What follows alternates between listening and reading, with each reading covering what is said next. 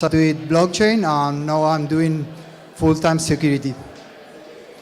So we're gonna start first talking about something that outside people see when they start. The first thing that everybody notices is the amount of scams that we got. We got influencers selling NFTs, blog posts all over, and it's not only random people. You also have like the FTX saga, Terra Luna. You got multiple things. I should also mention, before mentioning hacks, you got also phishing. That's currently like a Web2 traditional thing that's draining wallets. Okay, so about hacks. We all know that there are like black hat groups sponsored by government that have been part of, for example, the Ronin breach hack. I think they also, the Beanstalk.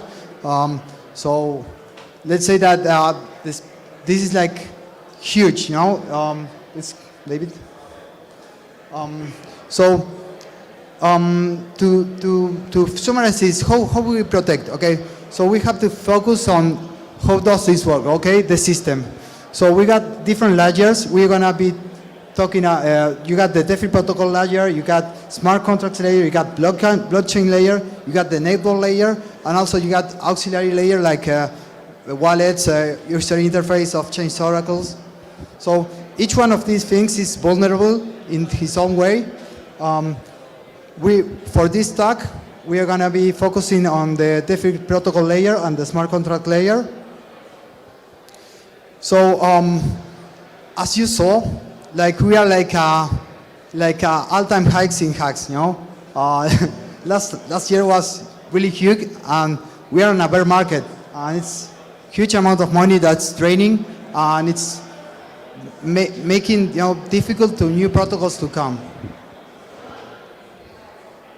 So I'm going to be talking about vulnerability class. There are a lot of vulnerability class. I'm going to just put examples.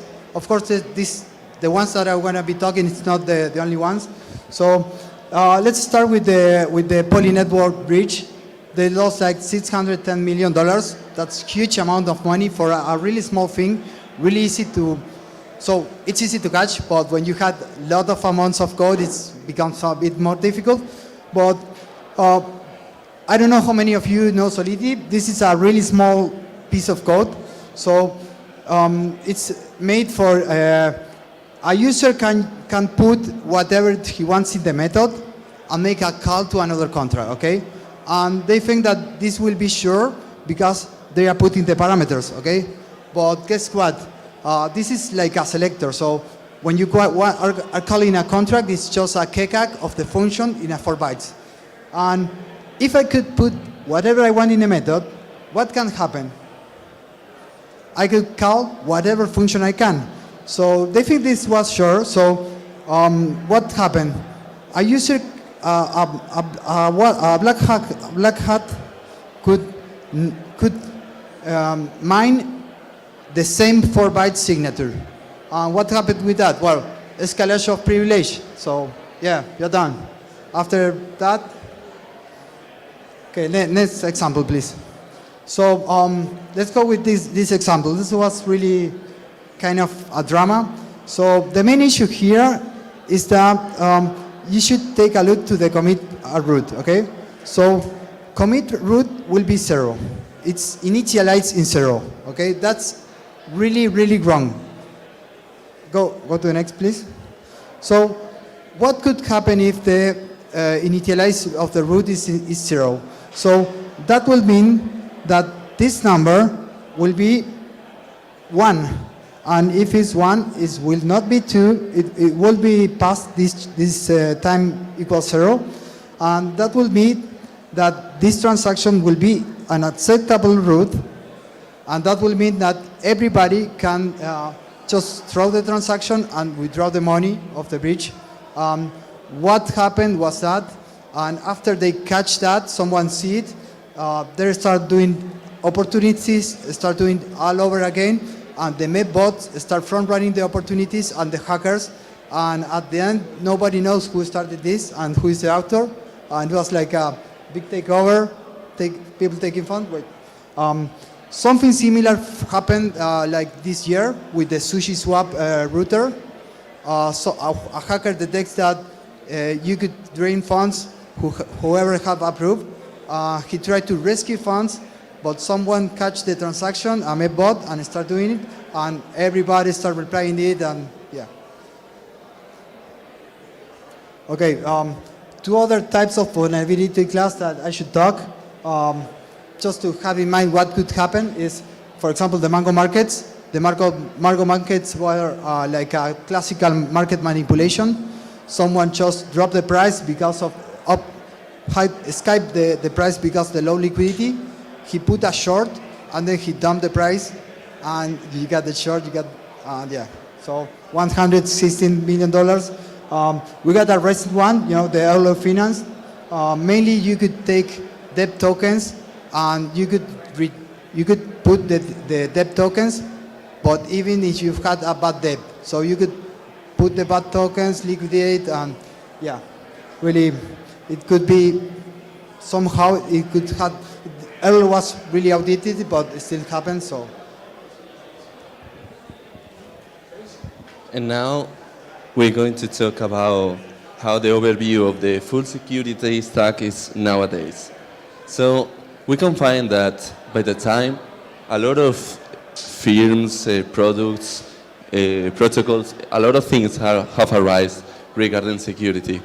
So we can see threat intelligence, protocol risk management, audit services, blockchain forensics, a lot of things that not only happen before the deployment, but for monitoring in the moment that it's on chain, economic things, and can you go? So basically, this is like the whole picture. I'm not going to explain it like in depth because it would take like so much time.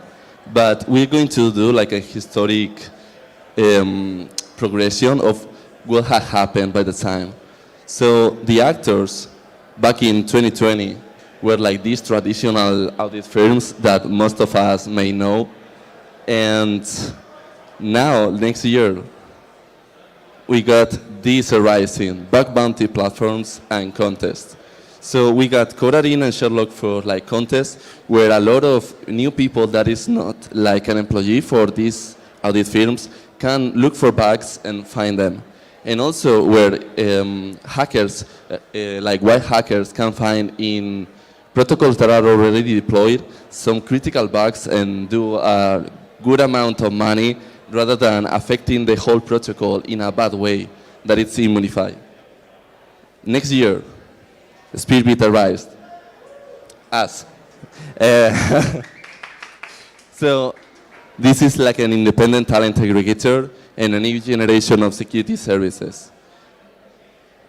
And now, in the 2023, we can find that not only these audit firms, not only independent aggregators firms like at Spearbit are on the game. So we can find independent auditors, content creators, we can find guilds like the Red Guild that are like a small, few auditors that get together and run like a small firm. And now, Spearbit have launched this product that is Cantina. It's a marketplace where you can not only get an audit, but maybe you want a gas optimization of all your code and just ask for it. Go next. So the tools back in time. Probably most of us know Slither, Sector Approver, and Mythics. They were like the first static analyzer, most known, the formal verification approach, but now we can find Foundry, we can find Heimdall, we can find Visual Studio Code extensions, which are pretty nice. And today I'm making public also this, what is a Docker machine for audits, where a lot of tools, you don't need to like install all of these tools, because they are already installed. And if not, there are a bunch of scripts that just install all of them. It's an easy way for newbies to just get into the game in a fast way. And what about artificial intelligence, right? Everybody was like, hey, yo, what if I audit my code with ChatGPT? Well, it may find something, but nowadays we didn't find it like the best option for audits. There are a lot of approaches like economic attacks that most of the times it won't find. But not gonna lie, the future is bright, and probably we will use this on the future much more. And nowadays, for example, me, I use it for like writing the issues in a faster way, so it's useful. Education. In the security stack, we don't need to forget education because we need to start in some place, right? We can't start from the very scratch without a guide most of the times. It's like facing 3, okay. And so Securium, one of the best approaches to get started. That started on the 2021. The DeFi Security Summit, that was like a few days ago. It happened on the 2022, it happened now in the 2023. TrustX, a good conference. Now TrustX 2, it's going to happen November, probably. And yeah, the future looks bright. The security needs to not only be taken by the auditors, but by the developers. We have more tools, the tools are getting better. We have more source, more education, and there are more people that need audit, but also more auditors that are gonna audit. And that's it. We are the blockchain guardians. Now it's gonna talk Shank.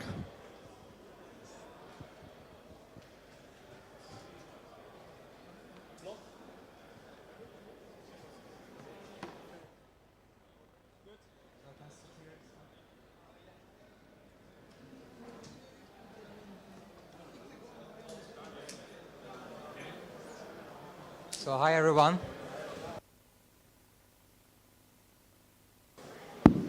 Hi everyone. So I am Shung, independent security researcher and smart contract developer. And today I'm going to share you my failures. So this is a very vulnerable situation for me, like my t-shirt says. I feel, sharing my failures. I'm kind of ashamed, but I'm going to do it for your education and entertainment. So, shit happens, right? So, all of us are going to make mistakes. If you're a developer, you are going to write buggy code. If you're an auditor, you are going to miss bugs. And there is no time travel. So if you make an error, you cannot go back and undo the failure. You have to accept it. It's sad, but that's the truth. So you have two options after you make a mistake. Hopefully you're going to clear up the mess. And after you clear up the mess, then you have two options. You can either cope or you can accept the situation. And if coping is like making up excuses and keeping the thought away. But you have to embrace the failure and you have to accept it. And this way you can learn from it because the failure is a great opportunity to learn. So you should not squander this opportunity. And I'm going to go through 3 categories of my failures. And the first one is there was an exploit and how did I react? The second one is an audit. In an audit I missed a finding. The third one is a contract that I've written that's buggy, and I will also give counter examples. So the first one is a bad incident response. So what happened?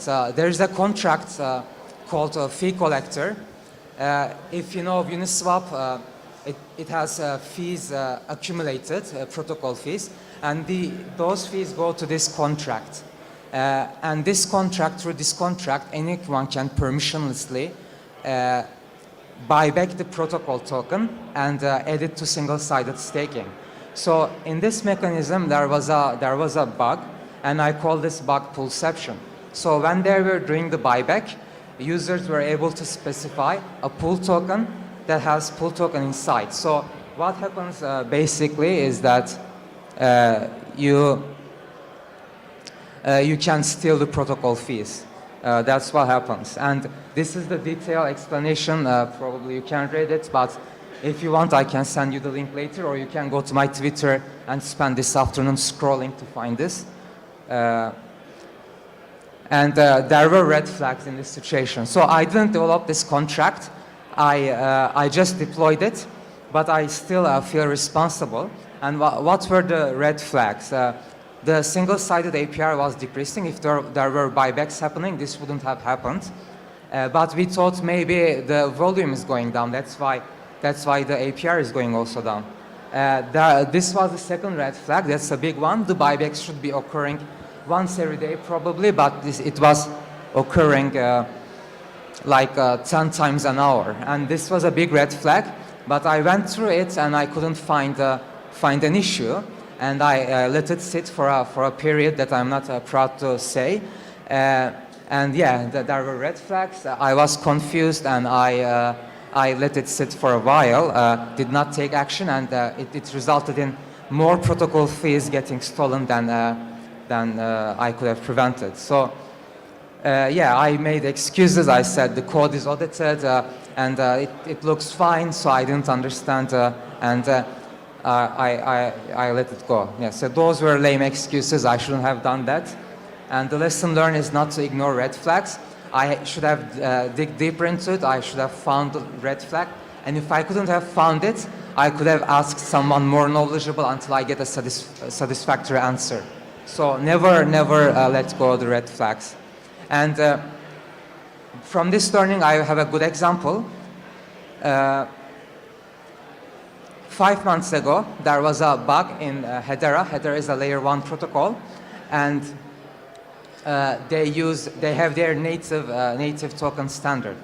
And through smart contracts, EVM, you interact with them using the precompile. The bug was in the precompile, and if you delegate call to the precompile, you could spoof the message sender, which is not really good. It allowed anyone to steal fees from probably like most of the DeFi protocols.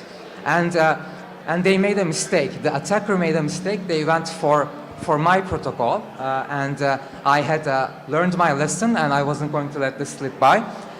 They first stole 20K. So 20K was stolen from the pool. And once they stole it, we realized there was an imbalance in the pool, because the pool thinks it has this much tokens, but it actually has this much. So there's an imbalance and the invariant is broken. This shouldn't have happened.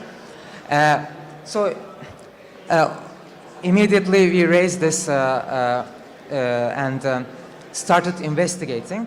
You might, when I'm explaining this, you might say it's obvious. Yeah, of course I would do the same, but there was an issue. The Hedera is not really EVM compatible. It's not really easy. Like the tooling is not there. The same Ethereum tooling, you don't have it. So the UI was giving us too many false positives. So I could have just said, maybe it's a UI error, maybe it's a tooling error. So I could have ignored that. But I had learned my lesson, so I paid attention to it, and we were on it. And while I was investigating, we monitored the address that got the 20K. They got 100K in the next hour. So at that point, I realized I cannot figure this out in time. So I knew the right thing to do was to get in the big boys, and they paused the bridge, Hedera bridge, and they technically paused practically paused the Hedera chain as well until the problem was solved. And it wasn't only our protocol that was out of risk. So I saw the red flag. I was fearful. I take action. I didn't make excuses, and in the end, we saved $25 million. So, yeah, don't ignore red flags, and you might save 25 million as well. Yeah, so the next, my next failure is a missed critical issue. So I joined the Code Arena contest last year. It was a protocol called Liquidity Book. It's a Uniswap V3 like concentrated liquidity protocol. And there was an error in fee calculation. Basically, it didn't snapshot the fee growth for the pair contract. So the pair contract itself, it didn't do the fee growth calculation. What does that mean is the pair contract will have much more fees than it should have, and this can be exploited to drain the entire pool. So I missed this, and when I see this exception, so this is an exception, I say, it makes an exception for the pair address, and you might say there is no reason for this exception. So I guess, but there is no problem as well. So you might skip it. But if you dive deeper into it, you will see that this can be used to drain the entire pool. So I missed this, and I had spent many hours looking this contract, and I had actually got the #1 gas report in this code arena contest, but I had still missed this bug, and it hurt me. So the lesson learned is to not ignore exceptions, and what I mean by exception is in the code, you might see an exception like an if statement, and if that's unnecessary exception, then you have to reason about it, why it's there. And if there is no reason for it to be there, then yeah, there might be a exploitation looming in there. So using this knowledge, I found a critical issue a few months ago. I did a private audit with KebabSec, so I joined KebabSec. This is from a private repo. I got permission, so just sharing this for you. Basically, it's again a Uniswap v3 like a concentrated liquidity protocol. It's again an issue in the fee calculation mechanism. So the fees, it skips the fee growth snapshot, but this time when the total supply is 0. So you might say, well, total supply is 0, there will be no fees collected, so it's fine to skip this.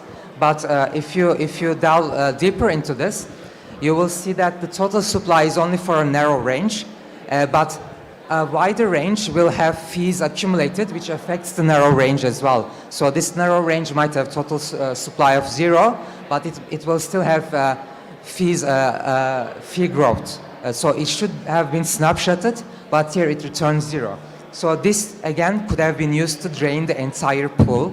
And I found this, and I am proud of this. It was a good finding, and I'm glad I did 1 year ago. I did the public contest and learned from my failure.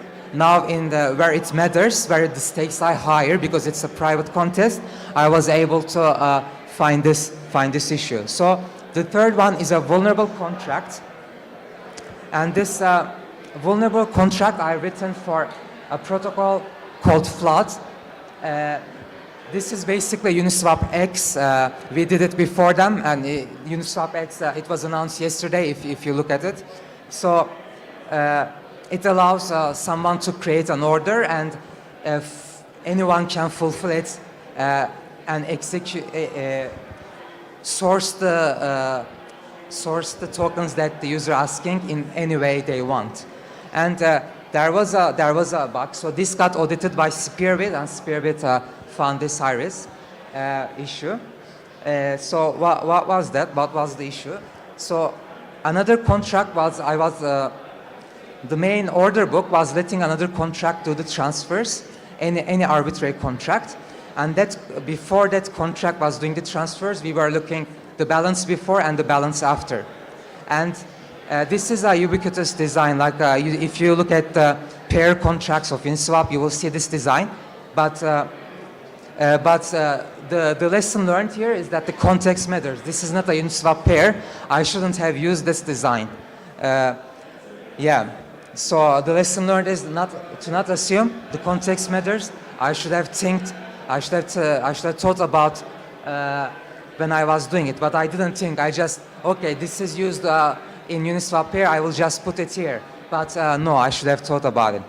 And the conclusion, I don't have a counter example for that because this was just last month, and maybe next year I will have a good example, good development experience to share. So the conclusion, nobody's perfect. We are all going to make mistakes, but that's not an excuse to stay mid. And if you don't know, mid means bad.